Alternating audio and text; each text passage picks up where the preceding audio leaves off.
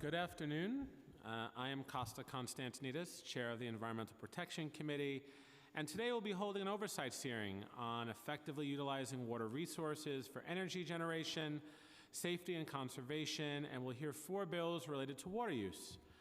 Water is essential to life on Earth. The interdependency of water and energy is set to intensify in the coming years, with significant implications for both energy and water security. Each resource faces rising demands and constraints in many regions as a consequence of economic and population growth and climate change. However, water treatment and distribution is the source of significant electricity consumption. Processing potable water and wastewater is extremely energy intensive, consuming approximately 4% of the United States electricity production. The cost of pumping, treating, and distributing water represents about 1/3 of a water or wastewater treatment facility's operating budget. In New York City, that amounts to hundreds of millions of dollars a year that our taxpayers fund. Water use does not only require energy, it can simultaneously create energy. While distributing water is a resource intensive, you generate water, it's resource intensive, you can generate water energy in a manner that is environmentally benign. Intro 419 focuses on energy generation using water with the help of turbines installed in existing water infrastructure. The most promising potential small hydropower project sites are connected to a water treatment plant that can be retrofitted with hydropower turbine technology in order to take advantage of opportunities created by the Hydropower Regulatory Efficiency Act, HREA of 2013. The New York City Department of Environmental Protection's aging water distribution infrastructure continues to be a promising candidate for energy recovery, now called a qualifying conduit hydropower facility. This federal law eliminates virtually oversight on the FERC for sites that have no environmental impact. This includes both drinking and wastewater pipelines, as well as industrial processing operations served by an agency such as large breweries or food processors. Use of hydropower presents an opportunity we should not ignore to increase our energy mix for renewable energy strategies, for municipal operations, and to reduce greenhouse gas emissions. As important as water is, it should never be wasted. Intro 417 addresses water waste. Although it is currently illegal to waste water, property owners may ignore leaks from the tap, particularly if they are being billed on frontage as they are not paying the true cost of the water. In order to preserve this precious resource, this local law would provide up to $1,000 reward to any person who provides information to the department that leads to test and detection of a leaking tap or service pipe. Water that is safe to drink has always been a concern of the DEP, but that is not currently clear that all department works. We look at capital projects, it is critically important that water is safe. We want to make sure that we use water hoses certified for potable water. Touches of water hoses may contain elevated levels of lead, bromine, antimony, and phosphates. Hoses that were not manufactured for drinking water use were also found to contain recycled PCB e-waste, as evidenced by the presence of flame retardants, lead, and tin. These contaminants were not found in any significant quantities in the hoses that were manufactured for the use of drinking water. Intro 834, in relation to the use of potable water hoses in all Department of Environmental Protection capital projects, would require the use of drinking water certified potable hoses in all capital projects in order to assure that pollutants do not enter drinking water during the implementation of a capital project. Finally, the city has opportunities to generate renewable energy that it has taken advantage of so far. There are currently 930 acres of vacant public land across 1,304 sites across the 5 boroughs that could be used to generate renewable energy. A large fixed-tilt photovoltaic solar power plant that produces 1,000 megawatt hours per year requires, on average, 2.8 acres for the solar panels, while single-axis photovoltaic systems require an average of 2.9 acres per 1,000 megawatt hours. With almost 1,000 acres of public vacant land, the opportunities to generate renewable energy abound. Intro 1182 would require a study and report identifying all vacant and underutilized municipally owned sites that could be suitable for the development of renewable energy. Such report would contain an assessment of the feasibility of renewable energy generation, including a cost-benefit analysis of solar, wind energy generation on such sites, such as the underutilized municipal-owned sites, closed and capped solid waste landfills and brownfields. If there are no recommendations made with respect to the opportunities to generate solar or wind energy from vacant or underutilized sites in New York City, the department would be required to undertake another study in 3 years. In addition, today we're going to hear an oversight relating to conservation and on the contract with American Water Resources. I will state for the record that American Water Resources was invited here today and chose not to testify in front of this committee. I find that very unacceptable. They have a contract with the City of New York. They were supposed to be here. They should be answering questions from this committee. More importantly, they should be answering questions about their practices relating to the people of the City of New York. They have chosen not to do so, and we will continue to hold them accountable for what we feel are significant issues with their contract. So let the record be shown that we have invited them here today, and they have chosen not to testify. And as committee chair, I will continue to ask questions relating to this contract and how they're underperforming to the residents of the City of New York. That said, I want to welcome our Commissioner for DEP and the great folks that are here from the Mayor's office. I look forward to hearing your testimony, and there are none of my colleagues here yet, but they're on the way. They knew we were here, so they'll make it here. But I do want to thank our committee attorney, Samara Swanston, for all that she does, not just on this hearing, but all of our hearings. Thank you, Samara. And Nadia Johnson and Ricky Chawla as well, our great policy analysts. Thank you all for being great public servants and what you do every day for the people of the City of New York and for this committee. So with that, I will look forward to hearing your testimony.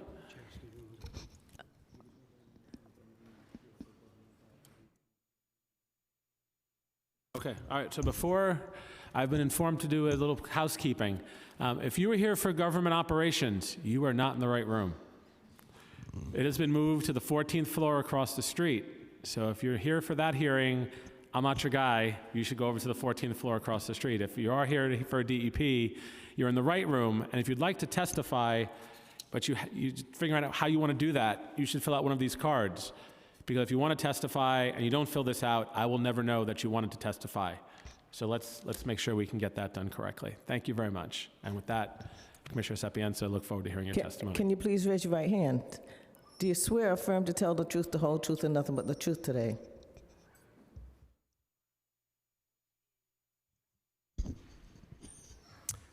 Thank you, Chair Constantinides and council staff. Thanks for the opportunity to testify today. I'm Vincent Sapienza, the Commissioner of the New York City Department of Environmental Protection, the DEP. I'm joined here today at the table by Jane Gajwani, who's the DEP Director of the Office of Energy, and Anthony Fiore, the Deputy Commissioner of Energy Management at DCAS. We appreciate the importance of this hearing topic, effectively utilizing water resources for energy generation, safety, and conservation. As you know, DEP owns and operates the country's largest water and wastewater utility, safely delivering more than 1 billion gallons of clean drinking water every day to about half of the population in New York State, and treating over 1.3 billion gallons of wastewater each day at our 14 wastewater resource recovery facilities. Our department's purpose is to keep all New Yorkers healthy by providing clean drinking water and safely processing wastewater. We are dedicated to water and energy conservation and are diligently expanding our capacity to generate green energy. Water conservation, or demand management, is a critical program at DEP. Since 2013, DEP has achieved savings of more than 10 million gallons per day. In June 2018, DEP released the One Water NYC 2018 Water Demand Management Plan, highlighting DEP's success in implementing water conservation projects across the city and upstate with our wholesale utility partners. Over the past 6 years, DEP has implemented several demand management initiatives, such as installing efficient toilets and spray showers in city properties, and by offering discounts to residential customers on new, efficient toilets. We also launched voluntary water challenges with hotels, restaurants, hospitals, and universities, as well as at our own wastewater resource recovery facilities. Since the release of the 2018 Water Demand Management Plan, DEP has continued to build on past successes using established partnerships to identify and implement new conservation projects and to continue ongoing programs to ensure that we reach our water conservation goals. Not only does this program help to optimize our water supply, it also reduces wastewater flows as well as the energy and greenhouse gas emissions associated with pumping and treating water and wastewater. Speak a little bit now about hydropower. Hydropower is an important piece of our clean energy portfolio, which also supports economic development in the host municipality and generates revenue for New York City. In addition to the upcoming Cannonsville hydropower plant, there are already 4 hydropower plants in operation in our water system with a rated capacity of nearly 58 megawatts of total power. We are studying the feasibility of building micro hydro systems at appropriate locations. DEP is moving forward with projects at 2 sites that were identified in the 2013 report entitled Evaluation of Hydroelectric Potential. The first site is the Croton Lake Gatehouse in Westchester County. We've received an Excel grant from DCAS to assess the feasibility of installing a small hydroelectric turbine at this location. The second is the Catskill-Delaware Interconnection Shaft 4 in Ulster County. We are advancing the design of turbine technology at this site where water from the Delaware Aqueduct can be moved into the Catskill Aqueduct. Our upstate water supply is actually electricity positive in that the amount of hydroelectric power exceeds the amount of electricity purchased from the grid for water supply operations. The projects we are developing now will further increase this positive balance. As we have discussed at previous hearings, DEP is working on a comprehensive energy and carbon neutrality plan. We utilize traditional renewable systems such as solar photovoltaic, hydroelectric, and wind. We are currently exploring the feasibility of geothermal and other zero-emission systems as well. The largest solar installation on a city-owned property, 1.3 megawatts, is on a DEP wastewater resource recovery facility on Staten Island. We are currently working with DCAS on a power purchase agreement to install nearly 5 megawatts of solar canopies above the process tanks at the Wards Island wastewater plant, and, if successful, plan to roll out similar installations across the remainder of our wastewater facilities going forward. We also have several small and mid-sized systems in Brooklyn and Staten Island, and are designing additional installations on an ongoing basis. We have installed 4 small-scale wind turbines in 3 boroughs, 2 in Queens, 1 in Brooklyn, and 1 in Staten Island. We plan to install more solar and more small-scale wind turbines and are evaluating the feasibility of large-scale turbines as well. One of our most valuable strategies in achieving carbon and energy neutrality, our goals and power resiliency efforts, is the utilization of biogas that we produce in the wastewater treatment process. Biogas, also called digester gas, can be used to generate heat and electricity. Our greatest opportunity to achieve energy neutrality is to increase the generation and use of this resource. Today, we have achieved nearly 30% beneficial use of our digester gas. That number will jump to 60% with the upcoming completion of 3 projects: Newtown Creek's gas conditioning system, an energy efficiency retrofit at Owl's Head, and the North River cogeneration system. DEP produces 3.6 billion cubic feet of biogas annually and beneficially uses some of this gas for power and heating purposes on site at our wastewater resource recovery facilities. Since 2016, we have been incorporating municipal food waste into the digestion process to generate additional biogas and are currently diverting over 150 tons per day of food waste. I'm proud to say that DEP has the largest post-consumer food waste co-digestion system at a wastewater recovery facility in North America, and we have become a national leader in the area of food waste to energy. As we noted this past February, DEP has partnered with National Grid to construct a biogas conditioning system on site at the Newtown Creek plant. This will send DEP's biogas into a nearby natural gas pipeline to heat local residences and businesses. While we continue to look for opportunities to use traditional renewable energy systems, one of our top priorities is increasing the volume of biogas produced at our facilities and beneficially using all of the gas to offset fossil-delivered systems. Just a little bit about the proposed legislation. Before we take questions, I just want to make some brief comments. On Intro 417, which would institute a financial incentive to award up to $1,000 to anyone who provides information to DEP that leads to the test and detection of a leaking tap. While we appreciate the Council's recognition that leaking taps are important, we do not believe that this incentive program is necessary. We believe the current system is sufficient. During the last fiscal year, more than 99% of the 3,000 leaks on private water services were called into the 311 complaint line, with DEP responding in an average of 12 hours. It is already in a property owner's interest to promptly report such leaks to limit damage to their assets. Intro 419 would require DEP to undertake projects to generate, capture, and utilize energy from the city's water supply, wastewater resource recovery facilities, and natural bodies of water. This bill would amend the 2012 law that led to the creation of the Evaluation of Hydroelectric Potential Report to require that similar reports be produced once every 10 years. DEP can have such an evaluation produced every 10 years, though we should note that the evaluations are not likely to change significantly unless there are technological breakthroughs. Intro 834 would require DEP to use potable water hoses during capital projects.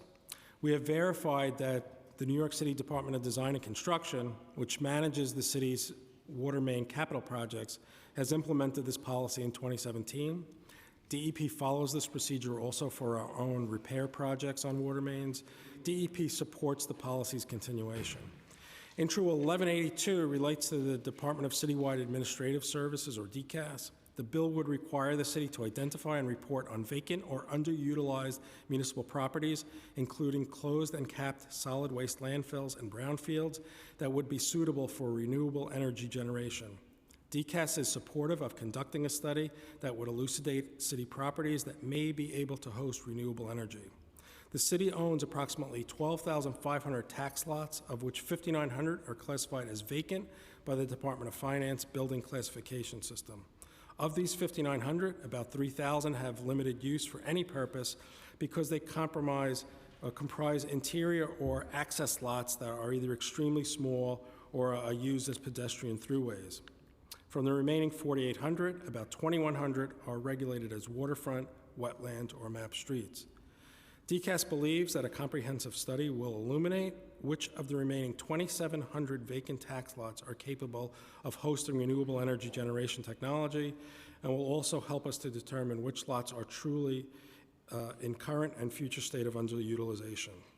Being able to distinguish those tax lots that are going to be unused or underutilized for the indeterminate future, as compared to those that have some future plan, can help DCAS and other agencies focus their efforts on developing in-city renewable energy generation potential. We look forward to working with the Council on these bills and on our larger efforts of increasing the share of clean, renewable resources that power our city. Thank you for this opportunity to testify on this important topic. My colleagues and I are happy to answer any questions that you have. All right, thank you, Commissioner, for your testimony. Has anybody else had any testimony as well? Okay. So on 834 and 1182, correct me if I'm wrong, your testimony indicates you're in favor of the bills. 834 and 1182, is that correct?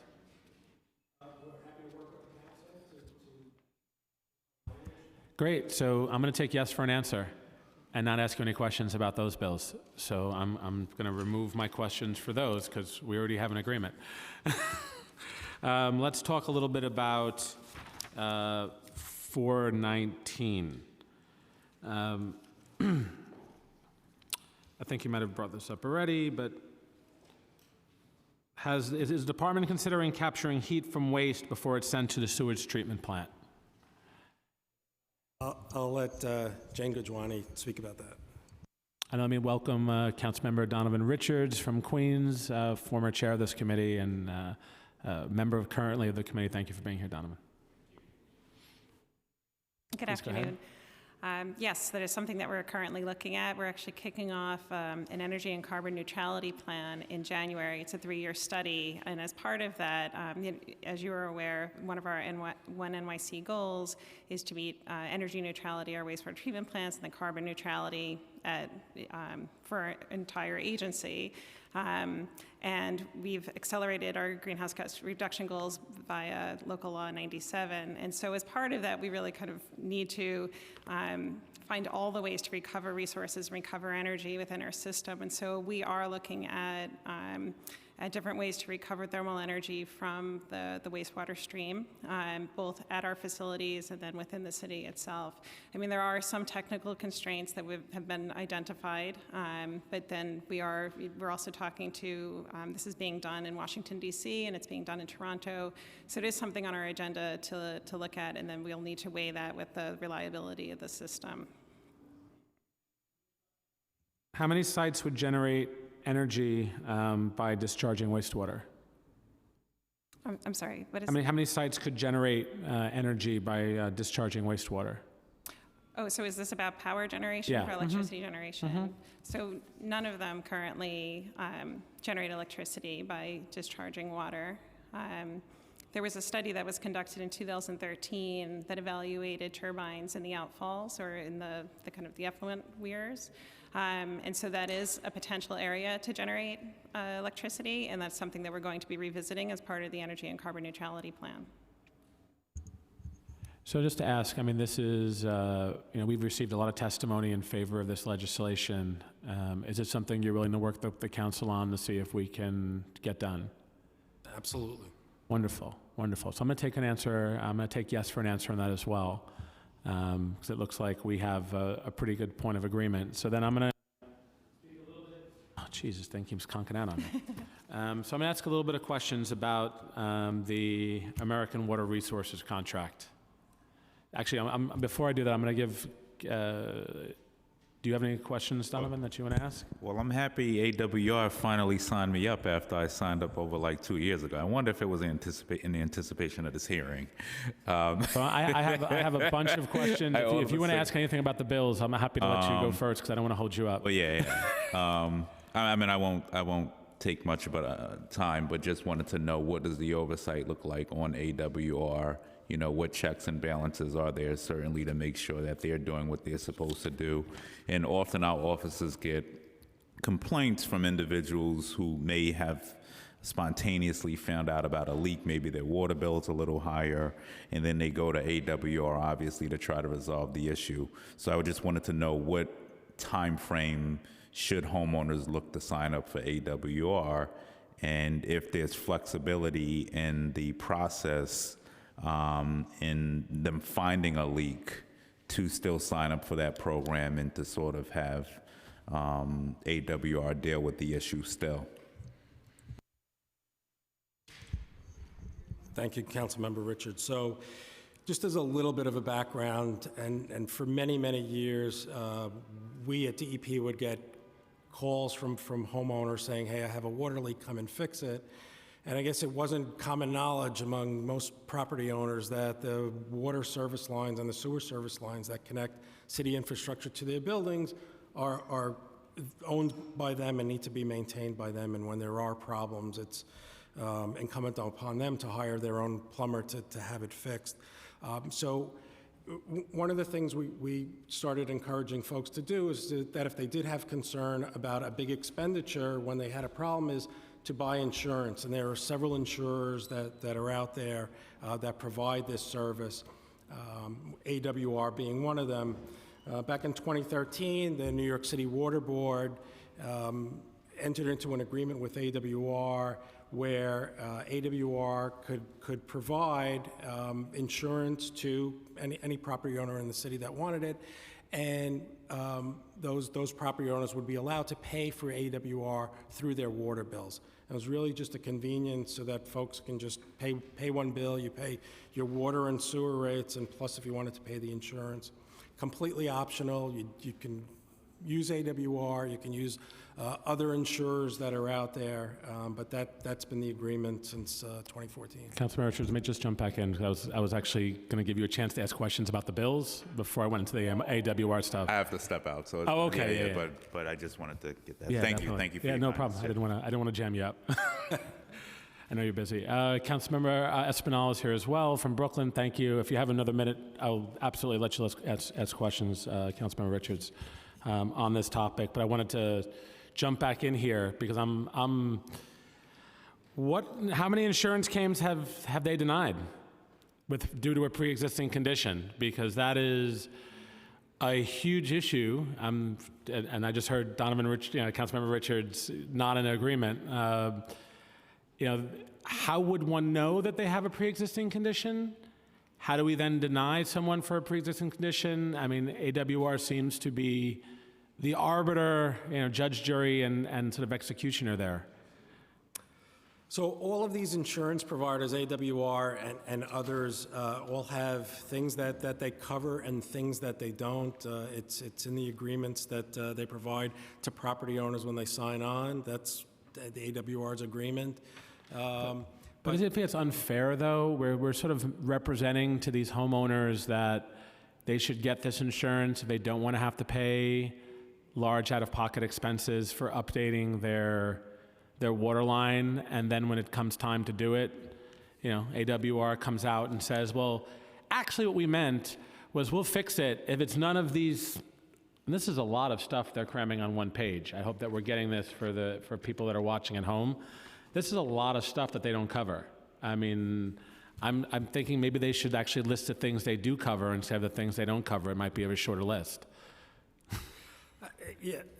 Mr. Chair, the Water Board, I think, has been pretty clear with this program that they don't endorse the insurer, and that folks should carefully read what's covered and not covered, because there are things that are not covered. But how do they know, though? That's the problem that I have. It's like, how would you know that you have any of these conditions that would render your insurance possibly void? Yeah, these are tough ones because it's buried infrastructure. Both the water service and the sewer service are underground, and it's tough to know until they're dug up. But the majority of claims that are called in, AWR's plumber repairs them. There are some, as you said, that types of things that are not covered. Do we have any idea how many claims have been denied for a pre-existing condition? I don't have that with me, Mr. Chair, but we can provide that. Do we have any idea what the basis for most of the denials for their claims? We have that as well, and we'll provide that. You can provide it, okay. So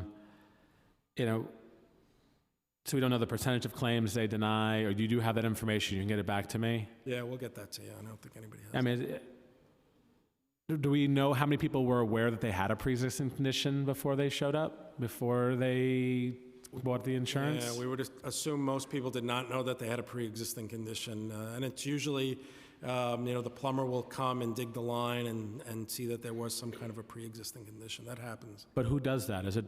What sort of quality control does DEP do? Because it's very easy for AWR to come out and say, yep, this is a pre-existing condition, but what is sort of our role here to make sure that they're being honest? Yeah. So the contract, AWS contract, is with the New York City Water Board, and they do have oversight. They get regular reports from AWR just to make sure that levels of service that AWR is attesting to are being maintained, just to make sure that things are consistent. And I know that the Water Board meets regularly with AWR. And they found this to be fair? Yeah. What's been going on? Again, there are several insurance providers on the market in New York City and across the country, and this seems to be, standards being met. And are they? I guess what I'm trying to sort of are we reevaluating them as a potential provider moving forward?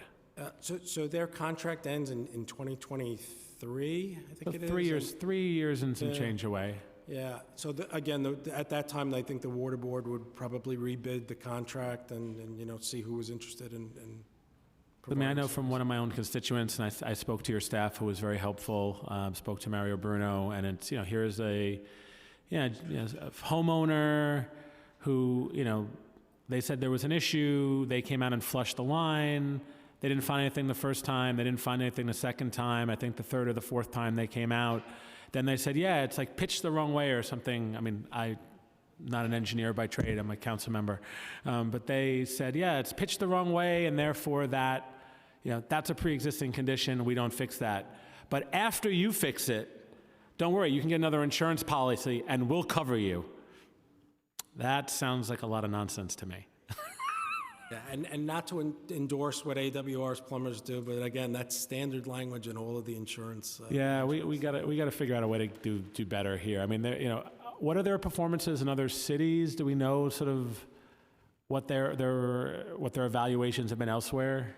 I'll get that information for you. And again, this is, you're unfortunately having to be here to answer for them when they should be here. So I will reiterate that I will have a letter going out to AWR. I will have a letter out to the Water Board. I will have a letter out to you as well. I will CC you on it so everyone feels included. Just letting them know my vast displeasure with them not being here today and answering some of the questions that I've asked of you today. And frankly, here's what they told my staff. We're not going to come and testify today, but don't worry, if you send us questions in writing, we'll answer them for you. That's not how this works, right? This is an open forum. We have oversight. You come, right? Agreed. So you're unfortunately bearing the brunt of this entity that is not willing to answer some of the hard questions. So we're going to have to ask those hard questions of them. And, again, I have a homeowner who, person in question was a war veteran, served our country. He comes back and he owns a home, and he's now dealing with this. And I don't feel that it's not right for anyone. I don't want to make it like somehow it's more right for someone else than for him. But there's none of our families in New York City should have to be dealing with any of this silliness where they're buying the insurance thinking they're covered, and then they're not, and that's a real grievance for me. So I don't think I'm going to let you guys off the hook because I don't think we could really. It's just, can you get me all that information? We will. Okay, fantastic. So with that, I look forward to working with you on the bills we have in front of us that I believe that we have agreements to find language that we can move forward together on. I want to wish you guys all a happy Thanksgiving. Please leave somebody behind to hear the rest of the testimony. Don't all leave. I don't want to feel lonely. But leave me a few people here that can hear the testimony of all the good men and women who are in New York City who have come to testify here today.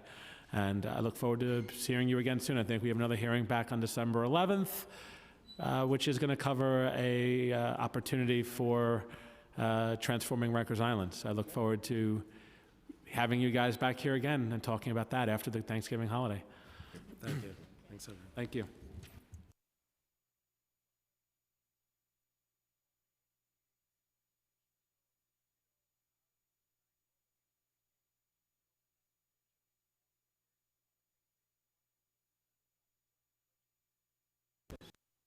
So I only have one person scheduled to testify.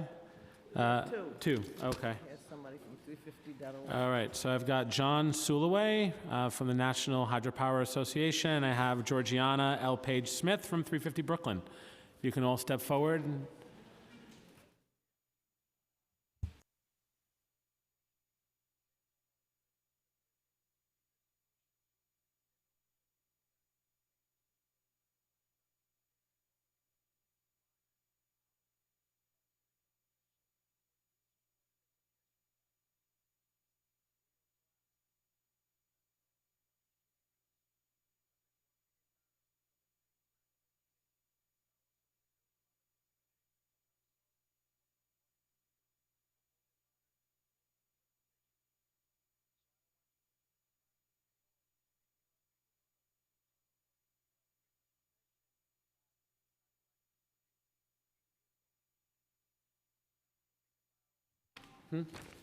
Oh, hey, Calman. How are you, brother? All right, so I'm just going to recognize that Councilmember Kalman Yeager has joined us here today. Thank you for being here as well. It is quite okay, quite okay. We're actually, this is our last panel, so you made it just in time. All right, so I think we'll begin right here on my left, Ms. Paige Sutton. We'll go from there.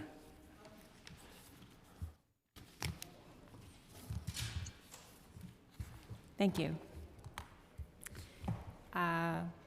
Good afternoon. My name is Georgie Page, and I am a member of 350 Brooklyn, an all-volunteer community organization working to address the climate crisis and achieve climate justice through local action. We promote the sustainable energy sector, oppose the fossil fuel industry, and educate and activate our community.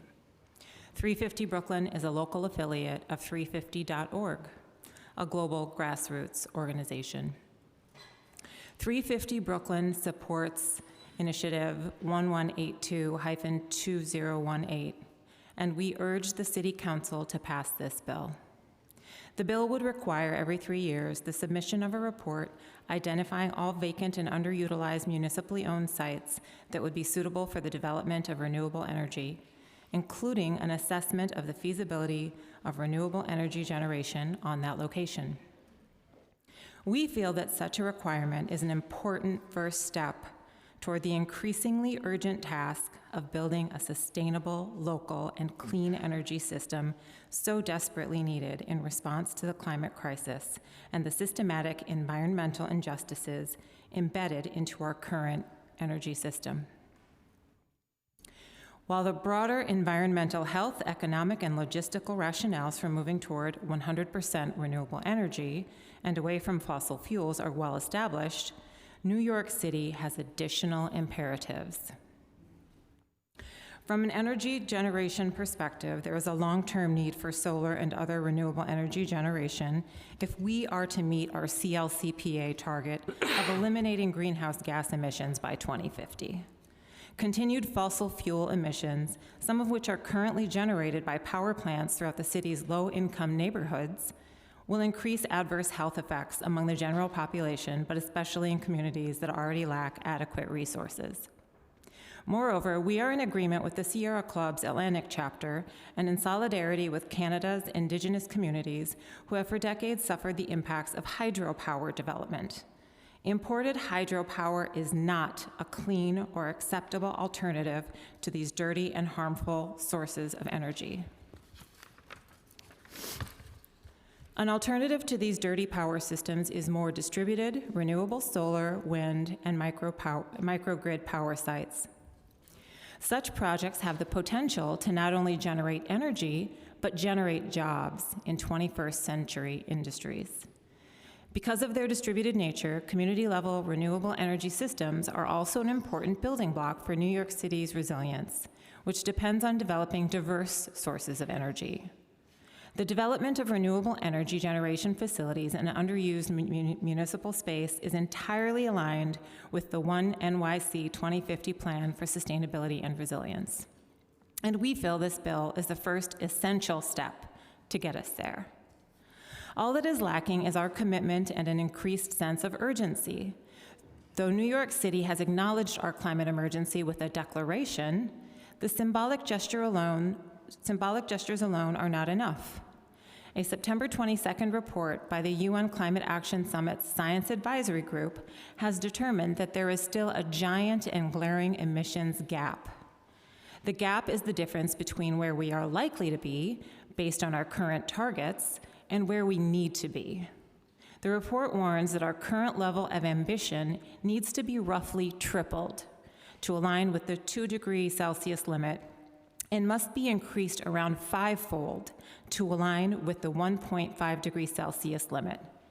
We are leading, but we are still behind. We do have great hopes for the framework provided for in the CLCPA, but the timeline gives the New York State Climate Action Council 2 full years to create it. In the meantime, there are some clear opportunities that we cannot afford to lose.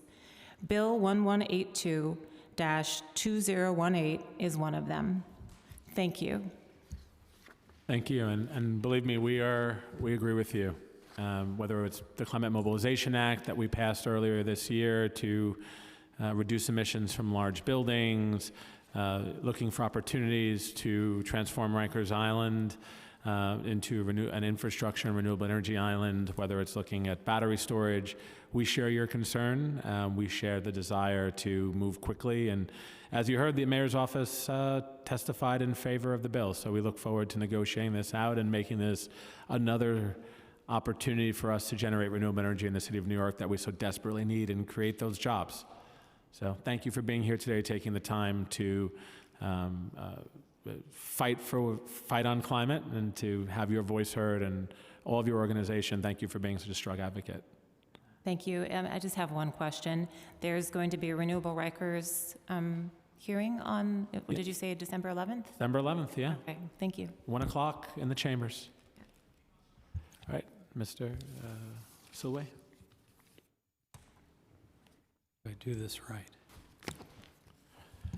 Good afternoon, Chairman Constantinis, members of the committee.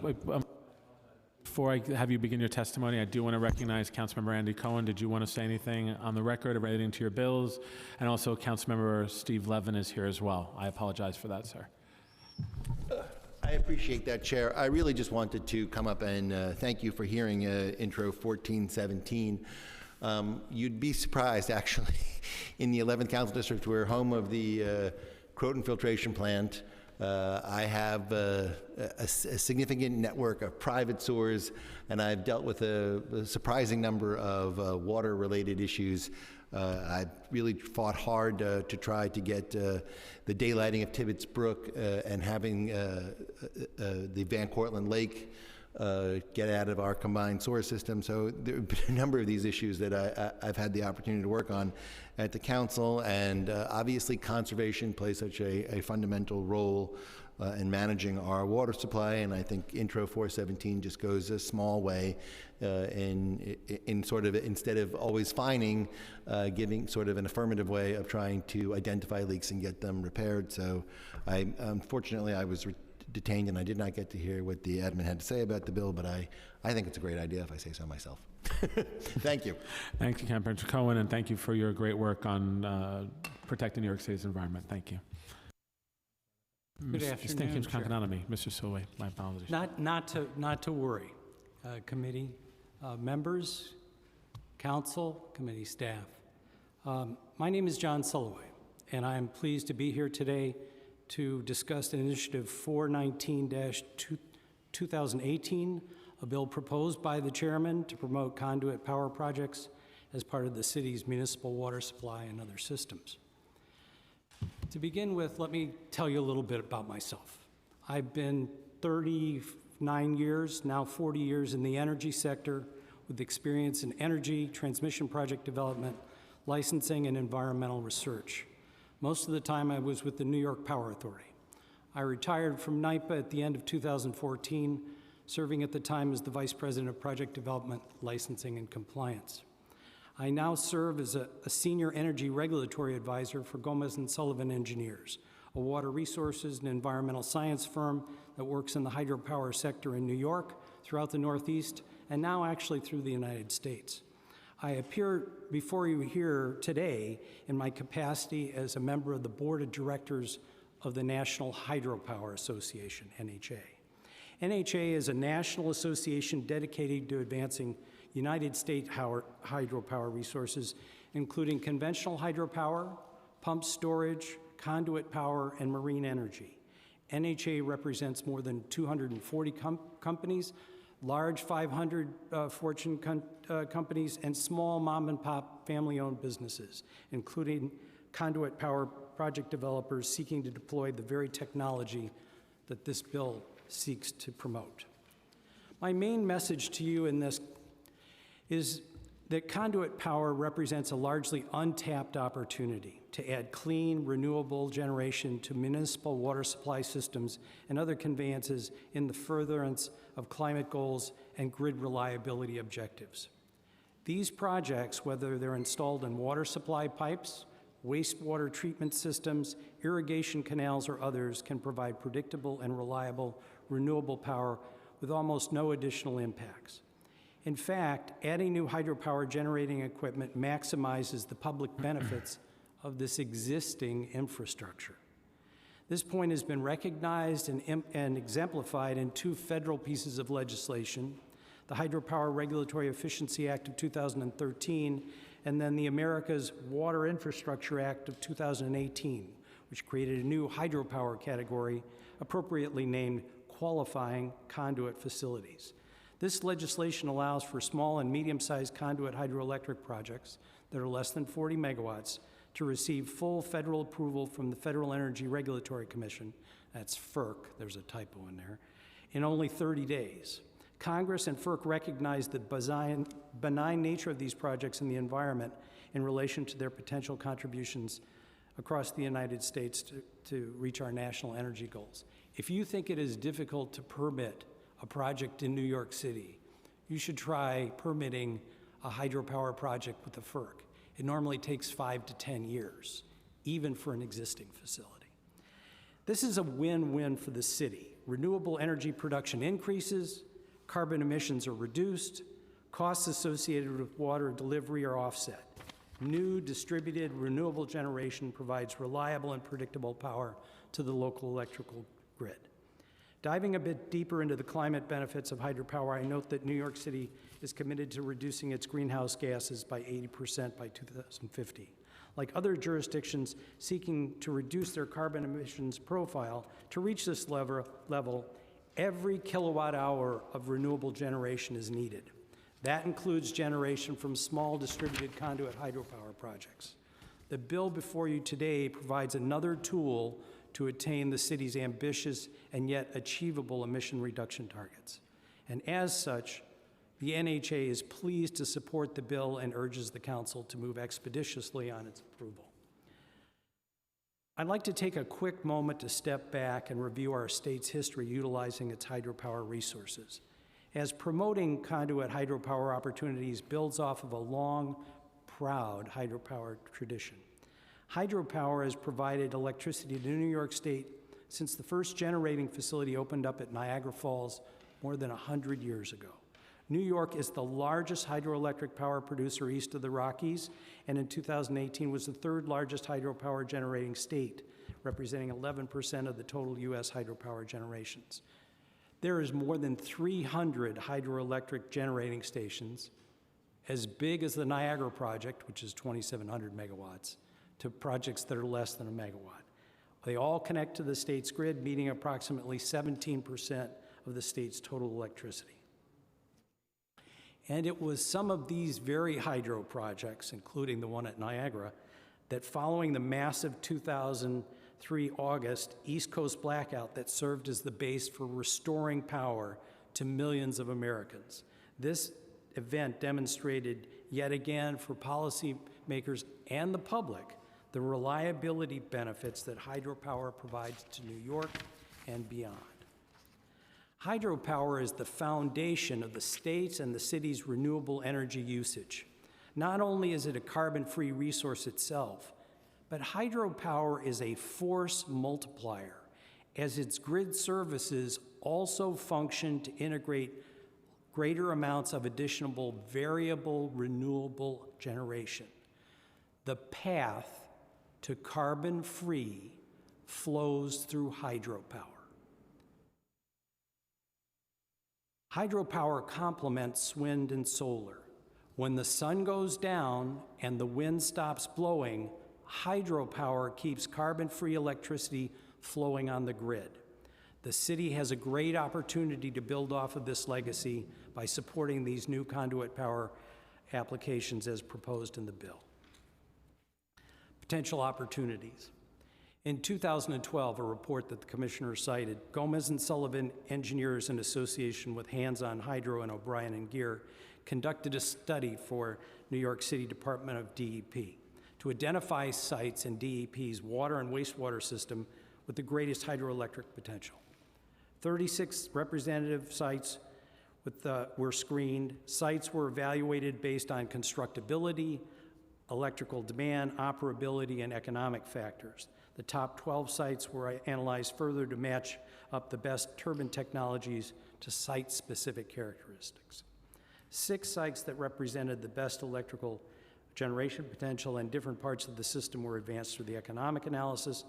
2 of the 6 sites appeared to be economically feasible. I believe that those are the 2 that the commissioner mentioned in his discussion, while 2 others had marginal economics. It was recommended at that time that the DEP continue to monitor the development of turbine technology and their costs, along with market factors that may influence the price of electricity in conjunction with the environmental benefits that may be realized from future development. The point of this and other studies is to identify sites within the system that can be developed, and there are definitely sites that can be developed. This bill provides the impetus to take these studies and implement the best ideas. Don't leave the studies on the shelf, so to speak. The NHA supports the development of hydroelectric potential of New York City's resources. The NHA also recognizes the challenges of implementing new ideas and taking risk, even with a reliable and proven technology such as hydropower. The City of New York might consider joining the expertise and the experience of in-conduit hydropower developers and vendors with the knowledge and expertise of the DEP staff in a pilot project to develop the best sites. The City of New York might issue a request for proposals to develop the sites with the most potential and to encourage the broadest range of innovative hydropower technologies. Then the experts at DEP could evaluate the merits of these proposals and recommend the best for potential funding. The lessons learned in a small group of pilot projects could lead to a large-scale hydropower program and significant benefits to the City of New York.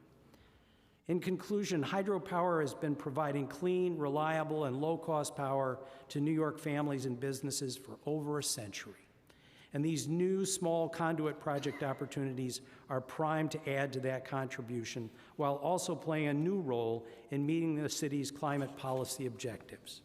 I thank the committee for providing me the opportunity to highlight the benefits of the new conduit power projects as part of the city's municipal water system and other systems to share NHA's support for the chairman's bill. I look forward to answering any questions that you may have. No, I definitely appreciate you being here today to testify in favor of our local opportunities for hydropower. I think we need to have more opportunities locally to do this, right? I mean, in Conduit especially, we have all of these water resources around us. Why not take advantage of what's local, correct? Absolutely true. And to, you know, and I recognize the job that the commissioners got to protect the water supply. You know, the thing about electricity and water, people only notice when they flip the switch and something doesn't work.